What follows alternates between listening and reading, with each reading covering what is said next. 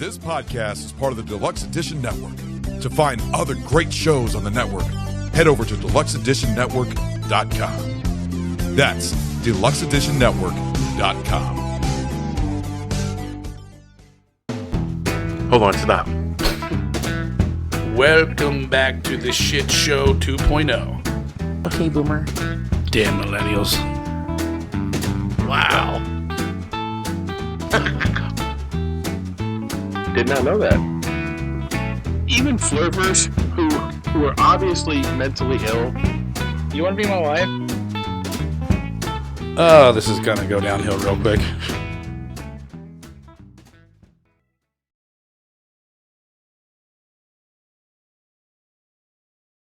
What is going on? And welcome to Take on World with Johnny and Mike D.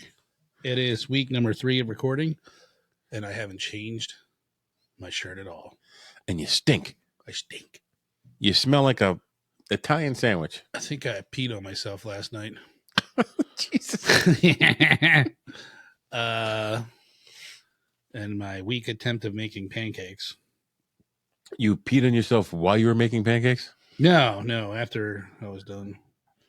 Oh, that's better. Sometimes I like to reward myself.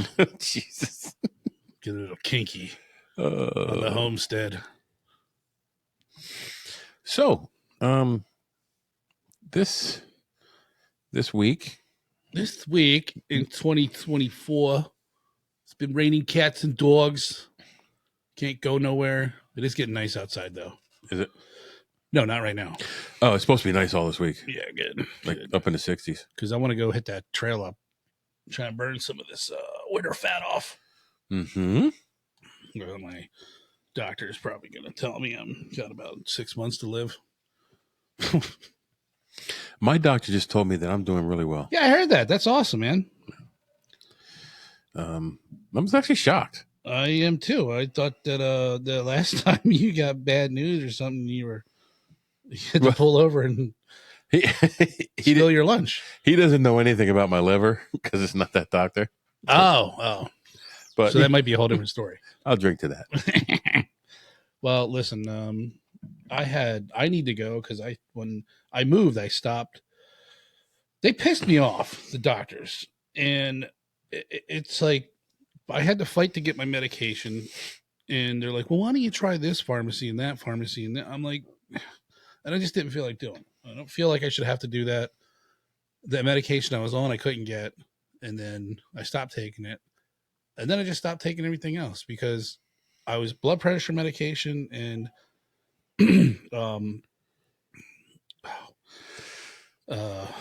what's that shit? Plaque? What are the fucking for your cholesterol medication? Which he said he's like, your cholesterol's not too bad. He's like, but I don't like it where it's at. And I said, okay. And but as far as my like heart rate, my blood pressure, I go in and it was always sky high. And they're like, what's going on? Why is it? No, they put me, they like basically tripled my medication and it didn't work. So I stopped taking it. And that's where I'm at now. But I should go because I want to be healthy. I've always had good blood pressure. And the funny thing is every time a doctor or nurse takes my blood pressure, they're like surprised that it's good. Jeez, I expected yours to be sky high, you fat fuck. Yeah, you're rather healthy, fatso. The doctor was happy with where my cholesterol was going. He was happy with my blood sugar because I've never really had blood sugar problems. But yeah, I think that's more of a hereditary thing. What now? I think in a lot of cases it is, but I'm pretty sure my dad's diabetic. But like nobody in my family is diabetic. I'm the first one. Thank you. You overachiever. Yeah. Nobody in my family has a fucked up hip. Me, I got a gigantic fucking lag screw on my hip. You know, something like that could prevent you from going in the military. I know, you know. Well, let me tell you the story.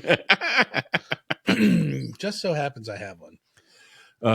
So the year was 1996. Fastest man alive, they say. It runs a 40-meter dash in 10 seconds.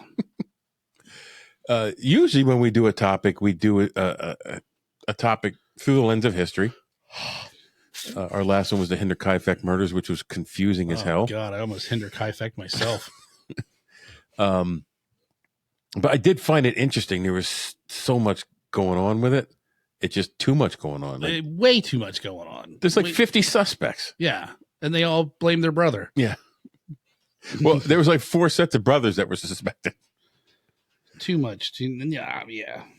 So this time we're doing something that was just happened. So technically it's history because it's like 3 weeks ago.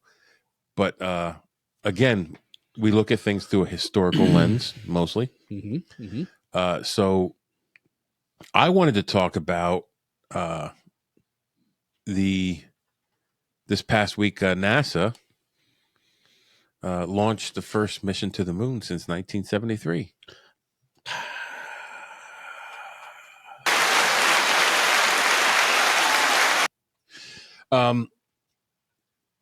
So it's weird because it's NASA through a private company. Mm-hmm. And so this was the first privately built vehicle to make it to the moon surface. That's cool. I think privately funded, they could do it probably quicker and faster. With it, yeah, it cost much less than it cost. And in my research, it talks about that some. But before we do that, I want to talk about the Deluxe Edition Network. Okay. Because like going to the moon is the pinnacle of space travel right now. Deluxe Edition Network is the pinnacle of podcasting. The pinnacle. Deluxe Edition Network is a group of podcasters, 30 plus, all coming together with the common goal to support each other and offer you a wide variety of content. So go to deluxeeditionnetwork.com. Check out all the great podcasts, and remember to always come back to Take on the World because we rock. And we could really lose some people listening. We can use more than 2 people. While you're listening to our show, you don't be afraid to comment and give a thumbs up and follow us and say what's on your mind. Blah, blah, blah, blah, blah. If you hate our guts. Algorithm. If you love me, dislike Michael. I doubt that's ever happened in the history of the mankind. Let us know. But while you're at Deluxe Edition Network, you want to check out the podcast of the month. And this month, the podcasts of the month are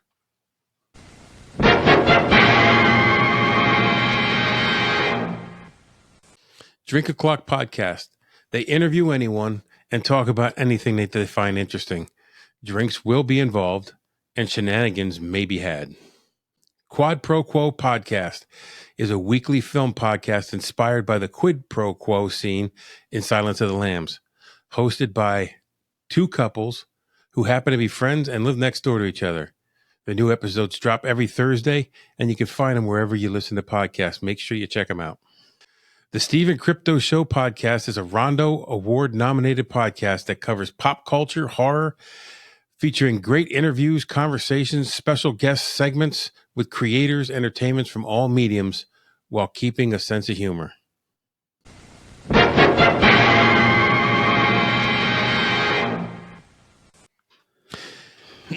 And we're back. Hey, what's up? So make sure you check out those podcasts. NASA and SpaceX sent a lander to the moon. It was the first time since 1972. And it's the first privately built vehicle to land on the moon's surface. Everything seemed to go pretty flawless. However, seems is all it was, because they did have an issue when the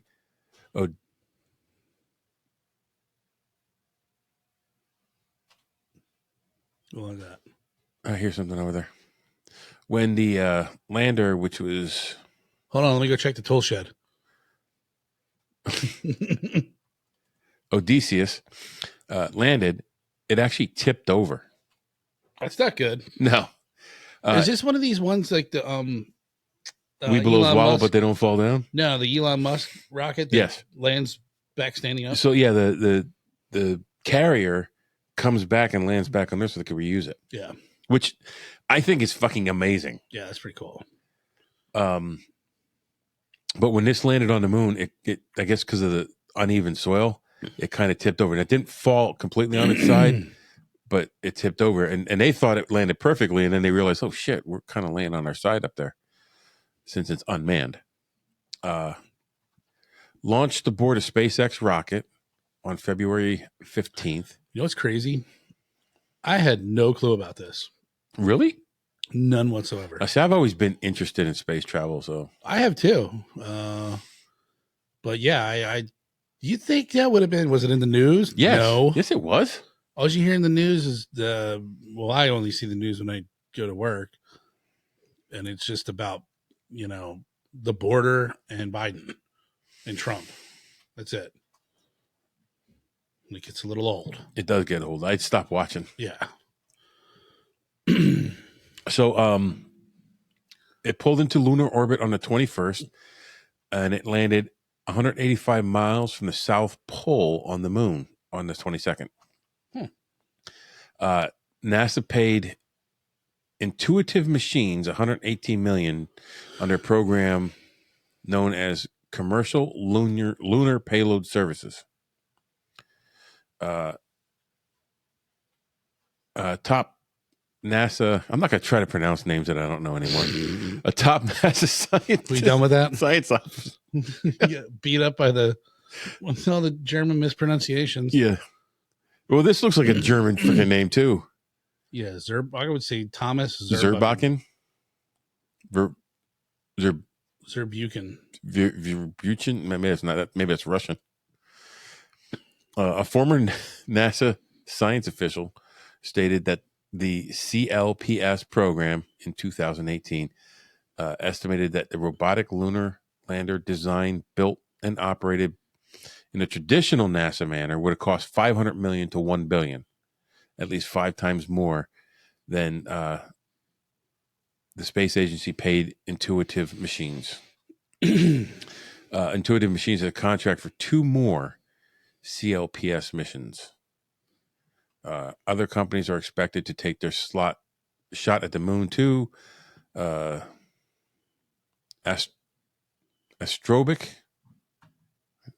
Technologies. Astrobotic.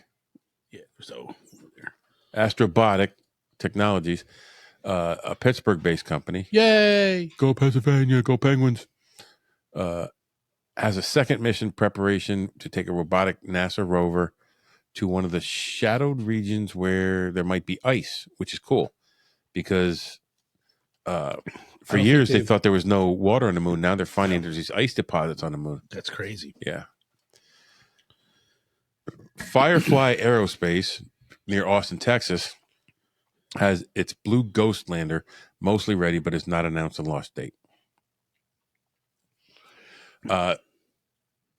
The moon's polar regions have attracted much interest in recent years because frozen water hidden in the shadows of the craters are there. So these shadowy areas and these craters never get light. So the ice never melts. I wonder what you could do with water on the moon. I don't know. The fact that there's water there is amazing. Yeah, like water means life. Come back. Other than the U.S., the only government space program, only the government space programs of the Soviet Union, China, and India and Japan have successfully put robotic landers on the moon's surface. I would kind of say that, correct me if I'm wrong, but we might be the leader in the quote unquote space race, if you want to call it that anymore. I don't. Yeah. Well, we're going to talk about the space race in a few minutes. That was basically just a dick measuring contest. Yeah. And but probably like on epic proportions. Like, it's so cool.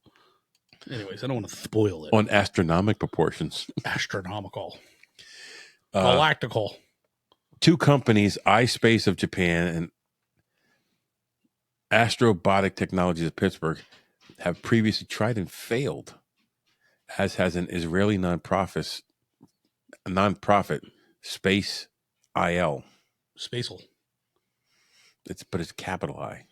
Space Illinois. A crewed lunar flyby,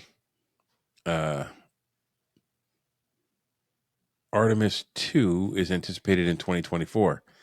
And the first crew landing, Artemis 3, can come as early as 2025.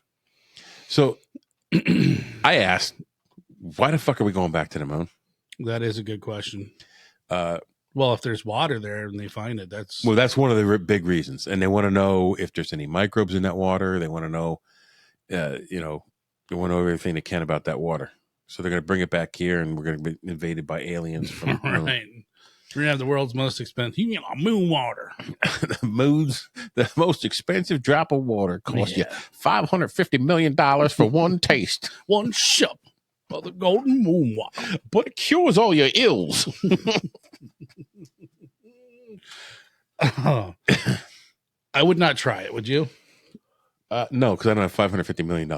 I just would be scared. I don't know. It just seems like there would be something in it that would. Well, the speculation is some of the water that's there came from Earth. Yeah, because didn't one time the moon collided with the Earth in the beginning? And then that's... Yeah, nobody was here to tell me. I don't know. You didn't get that memo? No, I didn't. So why go to the moon? With advanced technology from 60 years ago, new samples, new means of obtaining samples could yield new information. All 6 Apollo landings took place on the moon's equator because it was easier to land there. So the outer regions, where they're discovering ice on the poles because the sunlight never hits it, were never really explored. The opportunity to study that ice has become a priority. I think it is so cool and so impressive that our country has the wits. Somebody standing here on Earth was like, I'm going to build a rocket that's going to go up to that fucking rock into space there. Yeah. Land on it. And not only land on it, we're going to get out and we're going to walk around and then come back. And I can't even go on the roof with my bag of tools and get the right thing. And just the factors that are into it, that, you know, because I remember reading somewhere they said there was like some kind of, and this is why they're trying to say, well, they never landed on the moon because there's a belt of radiation that you would never be able to get through. And they're like, yeah, well, we know that, and we went around it, dumb fuck. And or like we went through the smaller part of it, and they explained it like, and I was like, God, how do you figure that out? That's so fucking cool. Like, I struggle with like addition and subtraction. And I can't even count my fingers. Can you imagine if we were like, hey, we win a rocket that's going to go to the moon? We would be that guy who built that steam rocket that fucking went up about 300 foot and then smashed into the ground again. Okay, I'm done. Let's go to Coppers. I give up. Let's get up here. So they're also using these missions as a stepping stone to a mission to Mars. Mars is at least 200 times farther from the Earth than the moon, which means an enormous challenge in keeping astronauts safe from such things as radiation exposure. And that was one thing that like I found amazing about those missions, like, the amount of radiation they're exposed to when they go into space, because there's no atmosphere to protect them from the radiation. Right. And how they keep them safe from that radiation. And I'm surprised these guys that went up and came back didn't immediately get cancer and all kinds of other shit. Glow in the dark. Yeah. The launch window to get to Mars is once every 2 years. So we would be thinking about keeping our astronauts on the surface of Mars for a long period of time. Personally, I feel... Who said this? Hardgrove. I don't know who Hardgrove is. Hardgrowth? Hardgrove. Okay. I personally feel like we'd be doing them a service, and everyone a service if we test out these technologies on the moon first. That makes sense. He's just some hobo on the street they found. This hobo saying, yeah, I think, if we're going to go to Mars, glug, glug, glug, glug. Yeah. Let me tell you something. Hey, I got another cigarette. Let me tell you about going to Mars. If I were you, just saying. So basically, they want to test out everything that they're going to use on Mars on the moon first.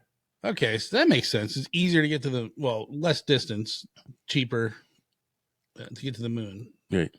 But the God, that would terrify me. Could you imagine being in space?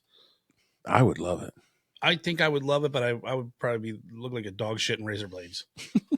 Yeah, I always ask people that question. I'm like, if you had one chance to go to the moon or go into space, would you? Like, hell fucking yeah. I mean, I'm like terrified of roller coasters. I don't know when I became such a bitch. That like the last time I went to a theme park, I was like, I'll be down here eating a funnel cake. I'm gonna strap my fat ass into a fucking rocket. There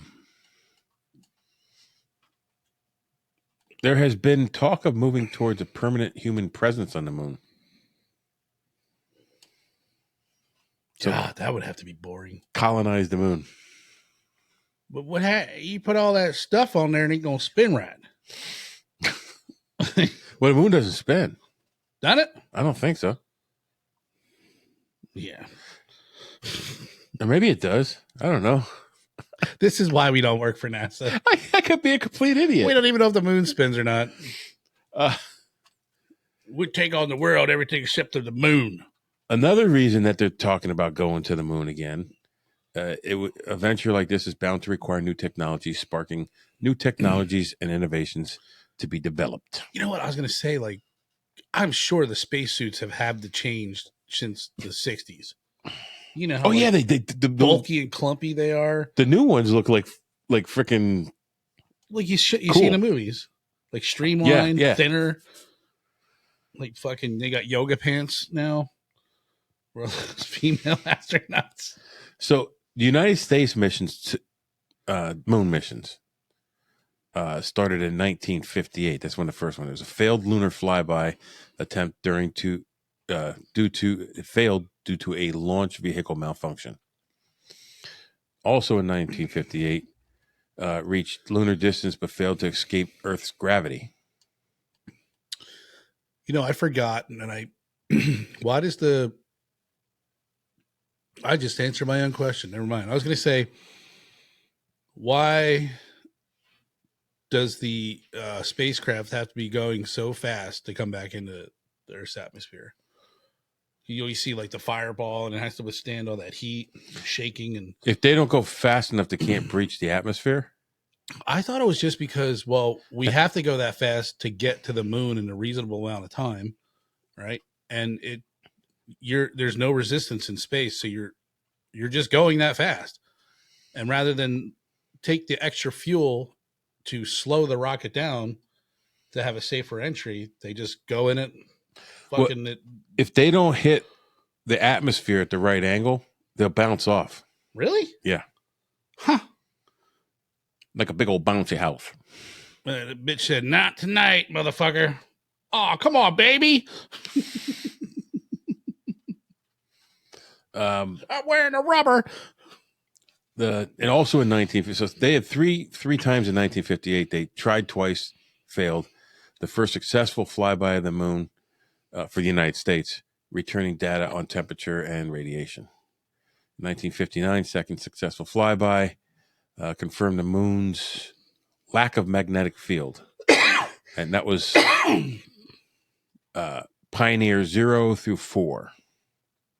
The Ranger missions in 1964, first up-close images of the lunar surface before impact. 1965, more detailed close-up images of the moon before impact.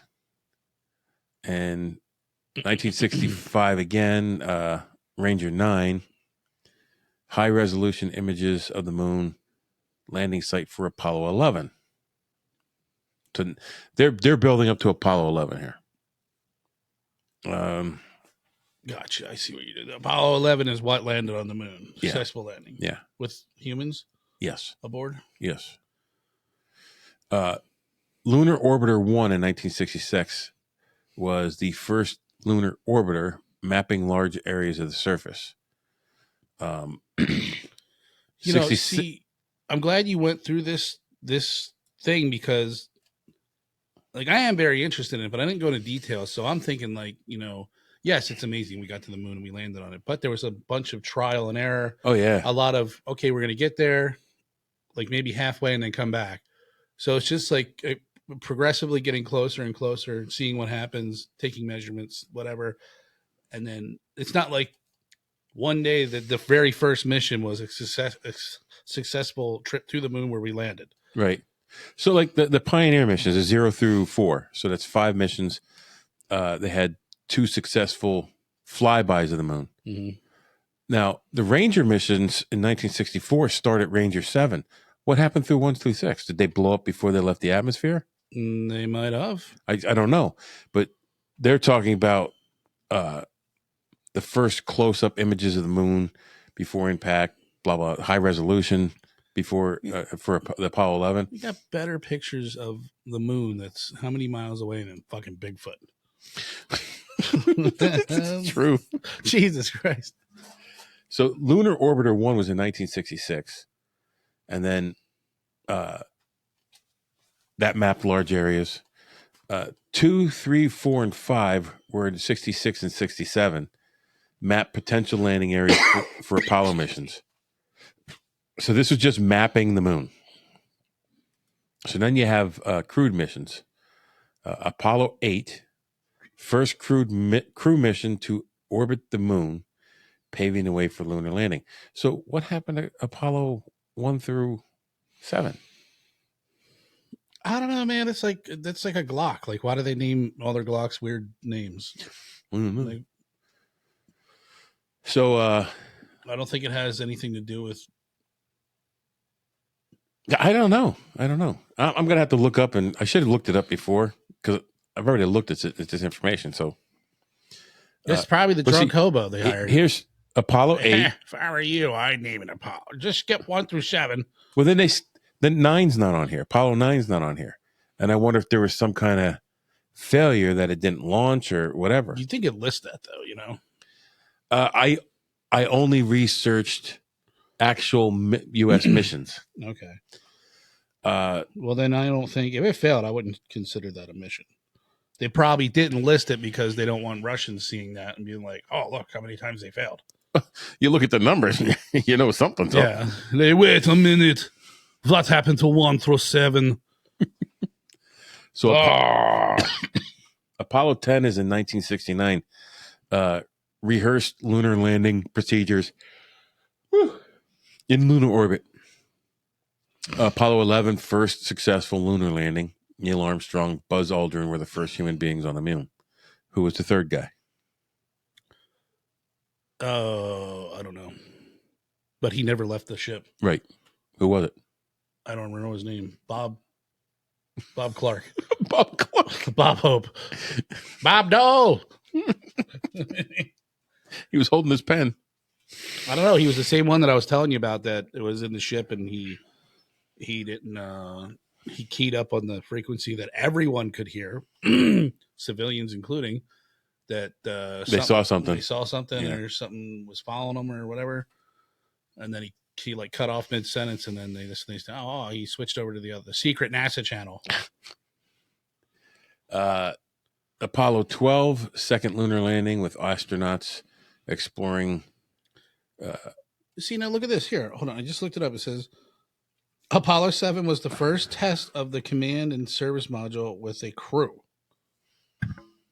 The crew orbited the Earth 163 times and spent 10 days and 20 hours in space. The mission was the first opportunity to test the first of the new Block 2 spacecraft. Well, you know what? I put in U.S. moon missions. So that wasn't actually a moon mission. It was test mission for the craft. Okay. So that's why they came up like this. So that was Apollo 7. I think they said Apollo 1 crashed. The mission never flew. A cabin fire during a launch rehearsal test at Cape Kennedy Air Force Station launched Complex 34. Oh, yeah. It was the crew. All the crew died. Wow. 3 guys. Gus Grissom. We've heard that name. Gus Grissom.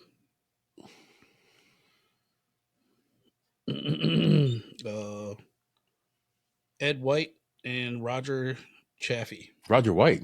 Roger White. So Apollo 13 experienced oxygen tank explosion, forcing the crew to abort the lunar landing and return to Earth safely. Apollo 14 in 1971 landed in Fra Mauro Formation, collecting extensive scientific data. Apollo 15, 1971, first Lunar Rover mission. Apollo 16, 1972, landed focusing on geological exploration. And Apollo 17, the last Apollo mission, exploring with the longest lunar stay and the most lunar samples collected. Oh, to back to your question, Michael Collins was the third. Michael Collins, that was it. Michael Jordan. He was a little young, but It was Tom Collins and Michael Jordan. Tom Collins. He's up there crooning. The Apollo program was the only successful lunar landing program by any nation. Other missions like Clemente and Lunar Prospector have explored the moon in subsequent years. NASA's Artemis program aims to return humans to the moon before the That's a badass And- Apollo 11 badge, by the way. yeah, I know. Eagle landing. What's it holding in his hand? America flag. It's America. It's like pine needles. What? Like I don't know. Let me see. Some kind of branch. Rosemary. Could be. Rosemary and thyme. Yeah. That's what you cook an eagle with. Oh, look, his other town. He's got a stick of butter in there. So that's all the past U.S. That's a lot. I know. And those were all, pretty much all successful. Well, no, because like Pioneer 01, 1 didn't leave the Earth's gravity, 0 failed with a launch malfunction. Well, yeah, but I'm saying there's probably maybe a handful that were successful. That's impressive. So we're going back to the moon.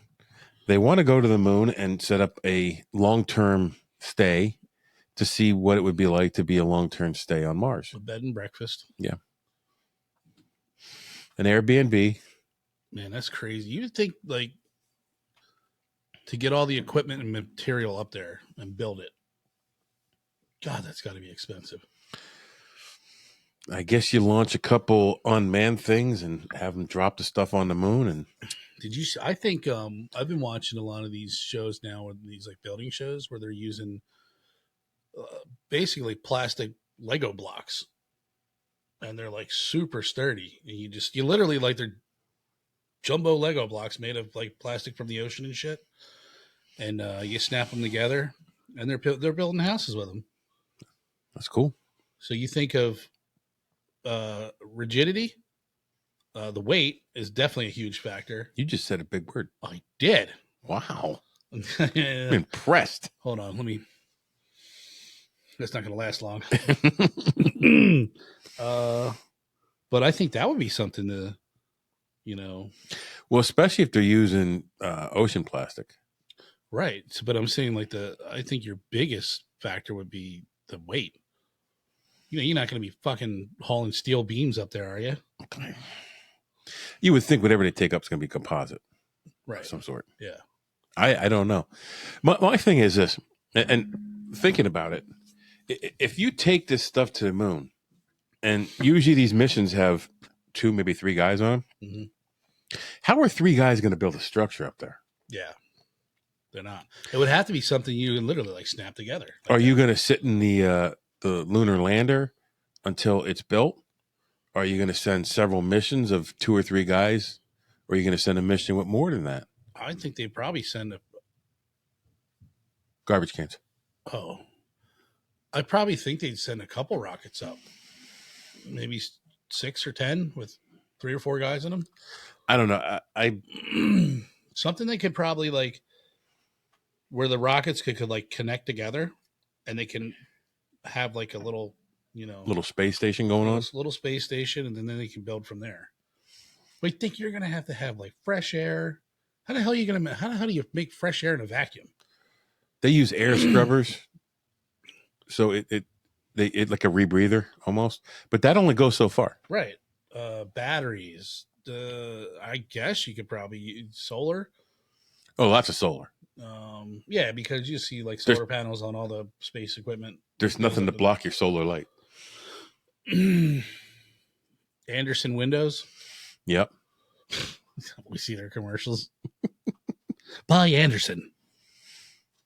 You won't regret it. I always wonder how they're going to put it together when they get there. Yeah. Because you think like they'll like, what do they call that? Where you take each piece of equipment and they'll figure out like how much it costs to take into space. So like the weight of a hammer would cost like $50,000 to drive to space, shit like that. Yeah, it's crazy, man. That's why I applaud these guys. They're just geniuses. Yeah, the way they figure stuff. Well, what was it? 13, Apollo 13? Is that the one that they had the explosion? Is that the one, Houston, we have a problem? Yes, I think. Yeah, 13. That's the one, the movie with Tom Hanks in it. Mm-hmm. The way they know every single thing that was on that and how to take this part and attach it to this part to do what you had to do to fix it. Yeah. That to me is amazing. Oh, it's crazy. You probably have, you have all these NASA scientists sitting there trying to think this, and some redneck comes in and says, "Oh, all you got to do is duct tape the thingy bob to the butcher." Yeah. Yeah, you know what? That'll actually work. You got some redneck engineer coming in. Well, fellas, you got it all wrong. Yeah. You take that little tubey thing and you stick it in that hole, put some duct tape around it, get a rubber band and pull it tight. Sprinkle some Mountain Dew Code Red on it and you're good.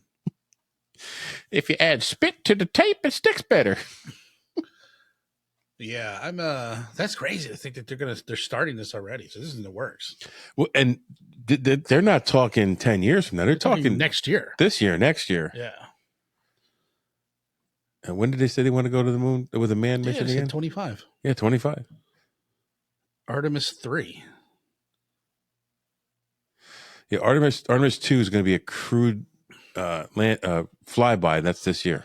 So they were thinking of Elon Musk his idea was to nuke Mars, and that would create an ozone layer. Terraform it.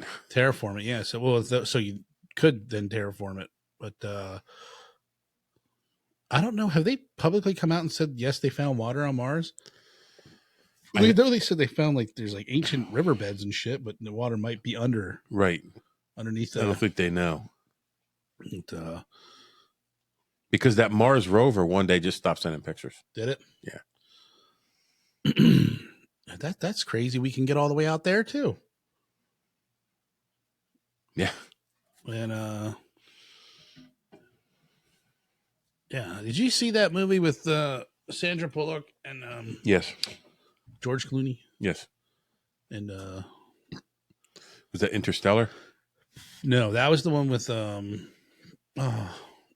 what's his face? Pretty boy. Matthew McConaughey. Pretty boy. And no, that was the one with first one I was talking about was they went up to space to fix something, and a solar storm came through or something. But she ended up floating away in space and dying. No, she made it back. George Clooney floated away and died, Well, that's good. and he froze to death. Yeah, And then that's okay. She almost froze to death, but then she snapped out of it, and I think she was in she made it to the Russian space station, and then launched a Chinese rover off of that, and then made it back. You know what we just watched? We just watched, I think, a movie called Astronaut, and it was about the Russian space program. And I don't know who the astronaut was, but he was, it was the guy who played it was the comedian guy. Bert Kreischer? No. He's a comedian. No, I'm talking about when he Happy Gilmore. Okay.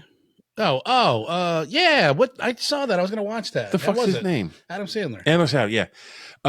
It was a very serious role, I think. Yeah, because I was like, dude, you don't ever see him in a serious So role. the movie is very slow. Okay. To me, like 2001 Space Odyssey. Yeah. But I love 2001 Right. Space. I just, the science of it interests me, and as did this one. So, and I'm going to give that a look. I think it's worth a watch. I'll probably watch it one more time because I feel like I might have missed some stuff. Yeah. Even though it's slow building, but it's basically him on this mission, and I don't. At one point, I don't want to ruin for you. You watch it. I'll watch it. We'll talk about that movie then. All right. We don't normally do movies, but we'll do that one. Yeah, it's just interesting.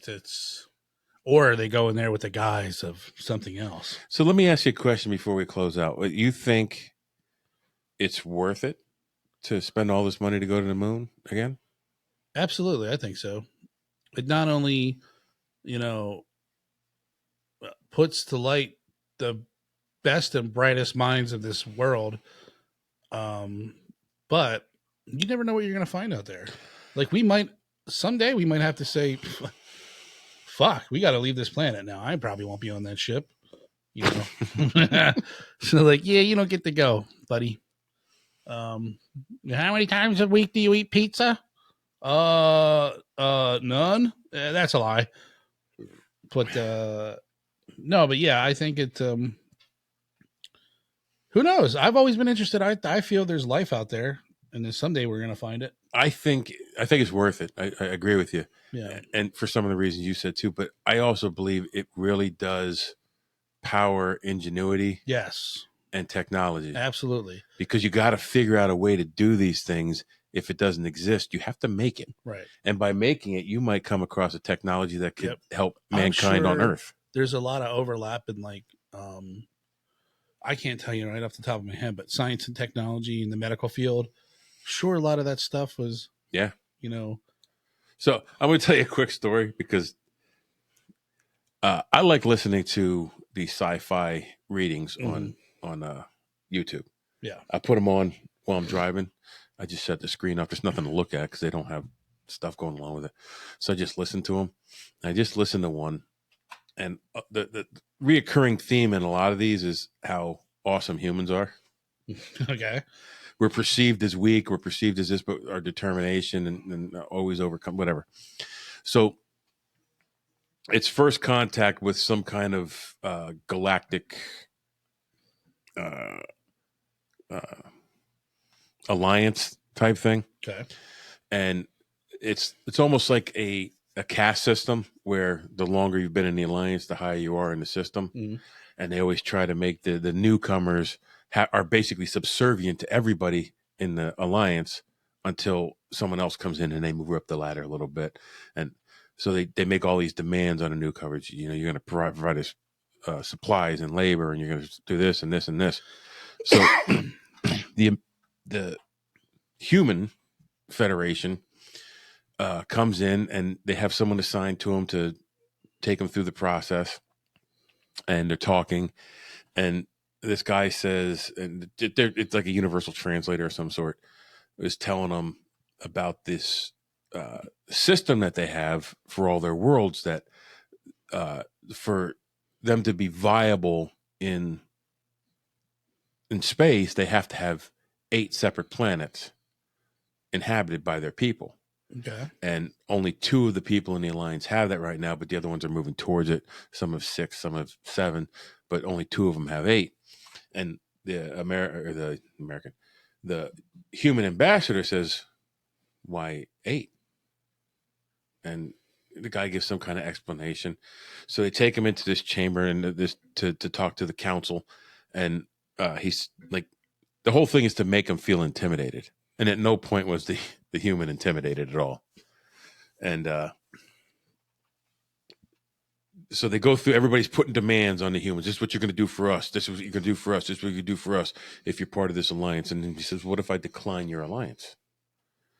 And he goes, "Then you won't have the protection, and, we'll make war and blah, blah, blah, blah, blah." And he lets them go through their threats and everything. And he basically says, for a long time, we've wondered if we were alone in the universe. And we were very happy to find that we had neighbors out there. And but we spent a long time in space. So they assume that this is the first time someone from the human race has been into space. Mm-hmm. But apparently they have colonized large asteroids, moons, and other planets, and they have like 18 of them. And they said, we just wanted to know what kind of neighbors you would be, but I think you need to wonder what kind of neighbors we would be. And you're making all these demands on us, but all your worlds put together don't add up to what we have now. So what kind of neighbor do you want us to be? And that's kind of how it ended. Is like, like, that's pretty cool. Like, oh fuck, how do you have 18 or 20 or 30, whatever it is? Yeah. And he had asked the guy, the ambassador who was with him, like why only 8?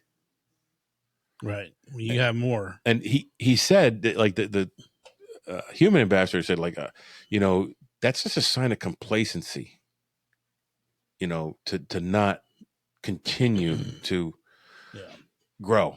Just think of what I don't know. I find those interesting. Think of what we would be doing. And plus, I think it's the aspect of the human nature. We just want to explore. And why not? That's the ultimate realm to explore, is outer space. And come on, man, Star Trek, right? Yeah. It could be like that someday. But if we don't work on it, we'll never know. I hope it is like that someday, and I wish I would have been alive for it. Yeah. Yeah. That would be fucking awesome. But fuck it. So instead of joining the Navy, you join the Galactic Alliance. The Galactic Alliance. Starfleet. And plus, what I like about those is pretty much most of the world is at peace with each other at that point, which would be freaking nice. Yeah. There's always going to be that one faction, or one whatever. Anyway, that's way off topic, but so we talked about space travel, we talked about moon landings, and we took that on. Now you go take on the world.